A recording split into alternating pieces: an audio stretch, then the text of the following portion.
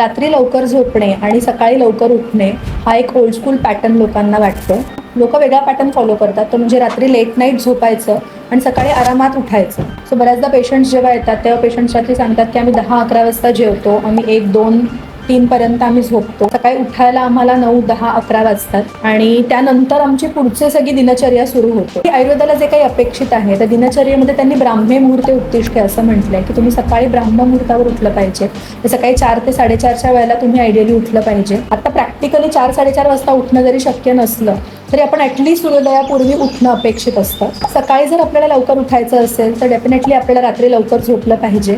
आपण जर रात्रीची झोप आपण सुरुवातच 1-2 वाजता करत असू तर आपली सकाळी 5-6 पर्यंत झोप पूर्ण होत नाही. तर आपल्या शरीरामध्ये की पित्त वाढलेलं असतं, वात वाढलेला असतो आणि त्यामुळे होणाऱ्या तक्रारी वेगळ्या असतात. आहार सुद्धा लोकांचा चुकीचा असतो की जे काही ते रात्रीच्या वेळेला पित्तकर किंवा पित्त वाढवणारा उष्ण, तिखट, स्पायसी, ऑइली आणि असा आहार घेतात आणि तो घेऊन इमिडिएटली 1-2 वाजता झोपलं जातं. सो ज्याच्याने पुढे जाऊन त्रास संभवतात. रात्रीची झोप पूर्ण न झाल्यामुळे बऱ्याचदा लोकांना दिवसा झोपण्याची सवय असते. आयुर्वेदात सांगितलं आहे की ते त्रिदोष कर आहे, म्हणजे शरीरातले तिन्ही दोष सडनली वाढवणारी दुपारची झोप आहे. ते एक दुष्ट चक्र आहे की तुम्ही दुपारी झोपता म्हणून तुम्हाला रात्री लवकर झोप येत नाही, रात्री लवकर झोपला नाहीत म्हणून सकाळी उशिरा उठता आणि रात्रीची झोप नीट न झाल्यामुळे आपण परत दुपारी झोप घेतो. व्हॉट इज एक्सपेक्टेड इज तर तुमचं रात्रीचं जेवण जे आहे ते रात्री 8च्या आधी झालं पाहिजे.